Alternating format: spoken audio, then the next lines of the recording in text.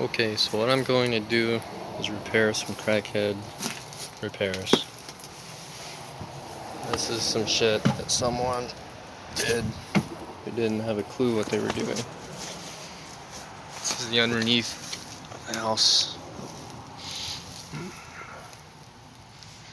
See, there's like old jars and things and a bed frame. It's a 100-year-old house. This would have been your access door.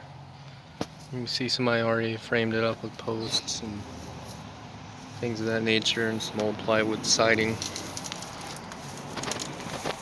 And that's glass. That's some old plywood. This is an old tabletop.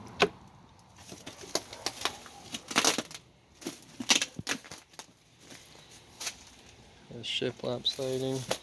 What I'm gonna go ahead and go back with is smart side. Looks similar to that, but it's OSB and it's primed. So yeah, that's part one.